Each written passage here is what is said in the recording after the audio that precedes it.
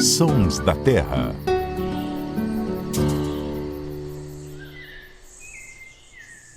Oi, tudo bem? Está começando mais um podcast do Terra da Gente em parceria com a Rádio CBN. Esse é o Sons da Terra e hoje muito especial. Nós estamos às margens do Rio Pardo.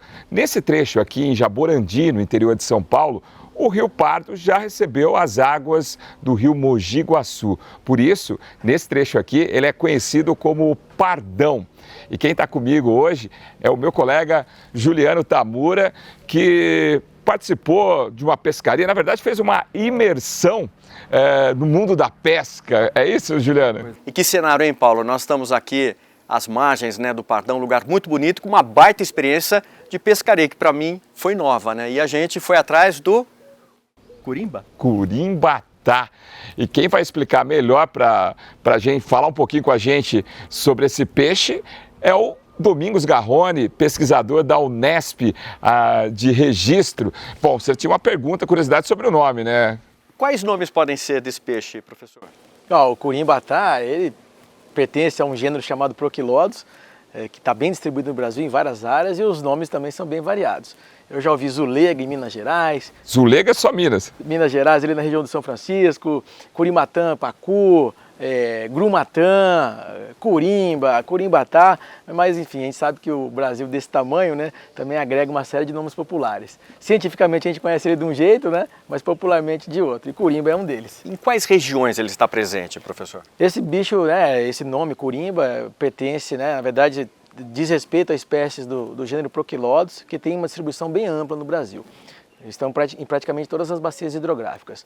E aqui nessa bacia do Rio Pardo, a gente tem pelo menos duas espécies. O professor, os Sons da Terra, a gente fala, o pessoal que está escutando pelo rádio, o pessoal que está assistindo aqui pelo canal, fica curioso, mas vocês vão falar do som do Curimba? Tem som o Curimba?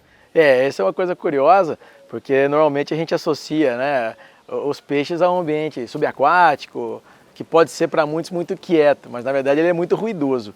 E uma das coisas curiosas que envolvem, por exemplo, a comunicação de peixes é a emissão de sons por um órgão chamado de bexiga natatória ou vesícula gasosa, e esses sons são muito utilizados pelos peixes, para se comunicar entre indivíduos da mesma espécie e às vezes até entre indivíduos de espécies diferentes.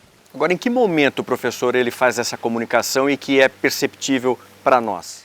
O Curimbatá ele tem uma curiosidade além das outras em função do som, porque ele é conhecido por roncar, entre aspas, Então existe até na região aqui, em outros lugares, na época da roncada da Curimba, a roncada do Curimbatá, que é justamente quando esse peixe, que é um migrador, ele está se deslocando rio acima para se reproduzir. E nesse momento, nesse período, os pescadores, os ribeirinhos, de forma geral, relatam que escutam um ruído muito grave, e a gente sabe que eles fazem isso, os curimbatás emitem esse ruído, esse som, para atrair parceiros de sexos separados para a reprodução, muitas vezes. O senhor dizia até, professor, antes do nosso bate-papo aqui, de que tem uma cidade aqui no interior de São Paulo que até tem um nome ligado, associado assim ao Curimbatá, ao Curimba. É curioso, a gente tem um município aqui na região da bacia, do Rio Pardo, do Rio Mogi Guaçu, que é Pirassununga.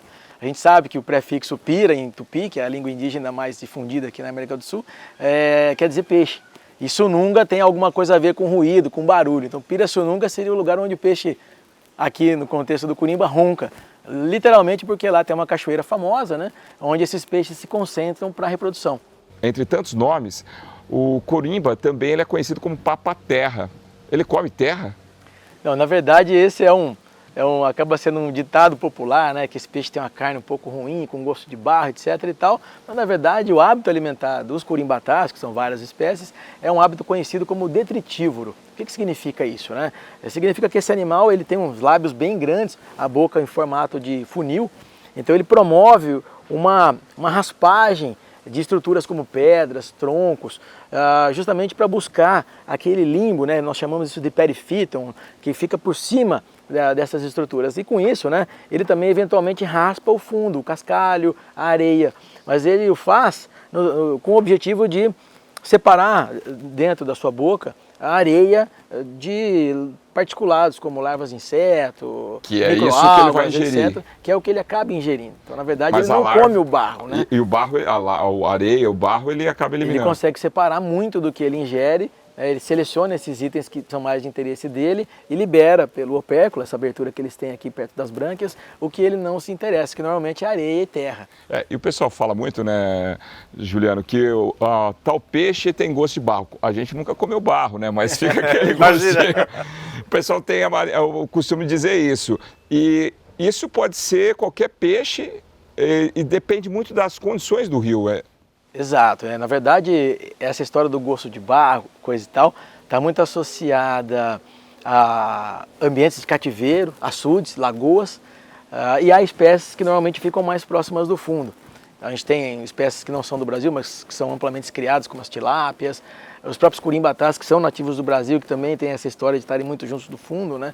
Mas o fato é que quando esses bichos estão numa água mais estagnada, num lago, num açude, a gente pode ter um acúmulo de lodo, o acúmulo de algumas algas, e aí sim essas circunstâncias acabam conferindo um gosto não tão bom ao peixe. Mas isso não tem diretamente a ver com o que ele come em si, e sim no ambiente no qual ele está inserido naquele momento. Agora, professor, até a maneira dele se alimentar torna a pesca dele um pouco mais delicada, difícil assim para o pescador, né? Porque não é aquele peixe que chega e já pega a isca de uma vez, né? O pescador, a gente acompanhou uma pescaria, né, em Mogi Guaçu, no rio Mogi Guaçu, melhor dizendo. Aí mandar um abraço para os pescadores. Opa, que nos ajudaram bastante lá. O Gil e o Elias estavam pescando com a gente lá. Gente com habilidade, porque eles estavam explicando que é diferente de um outro peixe que pode dar um tranco ali, né?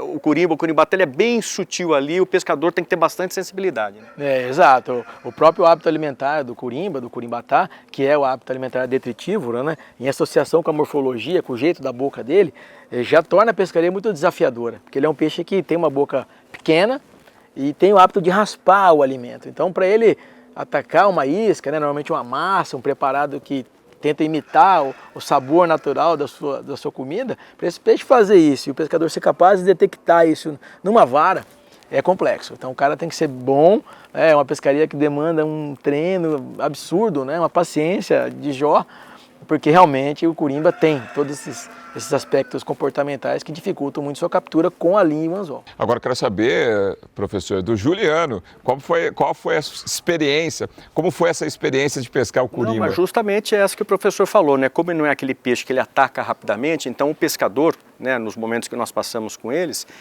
diziam que você tem que ter muita sensibilidade, deixa, né, prepara a vara lá, qualquer movimento mais sutil, mais, né, ali pode apontar já a presença do peixe ali. Então a pessoa tem que ser rápida, ter essa habilidade para conseguir fazer a pescaria, senão não consegue mesmo. E até o vento atrapalha, né? É uma pescaria realmente muito técnica, né? Até a própria tralha, a vara tem que ser uma ponta muito sensível, né? Uma linha muito fina, um anzol pequeno. Agora é um peixe que você pesca no barco, que inclusive não é tão comum essa pesca do curimba no barco aqui no interior, é mais comum no barranco, né?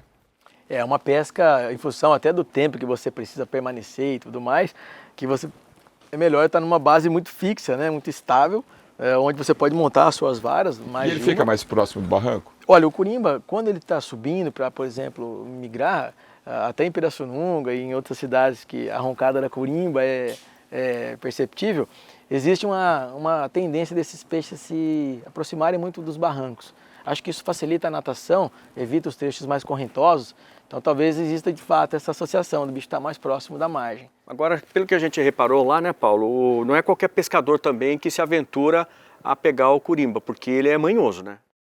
Eu acredito que uma pessoa que se dedica à pescaria do curimba tem que ter primeiro muita técnica e muita paciência. A gente sabe que hoje a paciência anda em falta, né? Então tem muita gente que prefere ali um peixe que dá mais ação, ou de arremessar uma isca, enfim. A pescaria do curimbatá, se vocês, como estão fazendo, rodarem essas barrancas de rio afora aí, vocês vão ver que não são todos que se aventuram nela, porque realmente demanda... E é uma pesca, a gente brincou, que começa bem antes, é uma pesca que começa em casa, né? Porque tem que fazer a ceva, tem que preparar, né? Tem toda uma espécie de alquimia culinária envolvida nisso tudo, porque a massa precisa ter um cheirinho lá de maracujá, com queijo, E enfim. o peixe sente esse cheiro? Exato, já que esses peixes normalmente vivem numa água um pouco turva, né, onde a Porque fica visibilidade azedo, né? fica um pouco prejudicada, a comunicação química, né, o olfato entra muito em cena. Então uma isca cheirosa, Então ela faz funciona diferença como mesmo, um bom professor. atrativo, exato. E esse azedinho que fica no cheiro lá? Prova- Imagina um é. pescador preparando em casa, com a mulher lá brigando. Falou, Para nós pode não parecer muito, né, palatável, atraente, mas para um peixe como esse, que se comunica muitas vezes através da percepção de cheiros, né, de gostos, a massa deve fazer uma boa diferença. E a carne dele é saborosa? O curimbatá, diferentemente do que muitos falam, né, não tem o gosto de barro que é normalmente atribuído a essa espécie. O curimbatá, ele existe aí uma série de formas de prepará-lo, né? Eu já tive até algumas experiências com o curimbatá defumado, o filé bem feitinho, fritinho. É um peixe muito saboroso, que sofre um pouco com o estigma, né, em função do seu hábito alimentar, ele está associado à terra, etc. Mas na verdade a gente sabe que ele bem feito, né, ele tem um bom mercado por aí. legal. A gente já mostrou alguns programas aqui, gravamos aqui com uma senhora que pescava curimbatá aqui nesse tablado, e eu queria agradecer o Junão, né, que é um parceiro nosso aqui, que está sempre recebendo a gente aqui. Ele e a equipe dele toda, né? Toda a equipe dele, e a gente tem essa oportunidade de gravar aqui e mostrar um pouco dessa beleza que é o Rio Pardo, né? Queria agradecer ao professor pela presença, muito obrigado, professor, por participar aqui com a gente, né?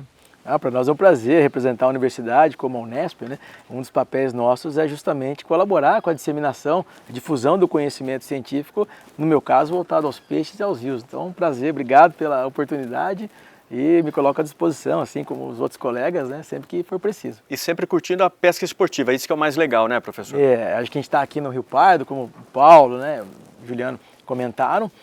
O Pardão, ele é um rio que, apesar dos pesares, está numa área com muita gente, com vários impactos aí acontecendo, mas é um rio que ainda em São Paulo se destaca, né, pela quantidade de peixes e a variedade de espécies que ele possui. Então estar por aqui, né, é sempre realmente uma oportunidade bacana de mostrar que o turismo de pesca vem crescendo a cada ano, né, e ele precisa ser realmente um pouco mais bem visto pelas autoridades, mais fomentado, porque essa conexão com as pessoas, entre as pessoas e a natureza tem se perdido hoje em dia, né? E a pescaria promove isso. E ajuda até na preservação, né? Exato, tá na ponta, tá com as pessoas que vivem aqui, trazer gente de fora, gente da cidade, reconectar as pessoas à natureza, eu acho que é uma coisa legal, e o Terra da Gente, né, é vanguarda nisso, tem feito isso com excelência, e a gente fica feliz então de estar por aqui contribuindo com isso. Valeu, Juliano. Obrigado. Valeu, pessoal. Sons da Terra.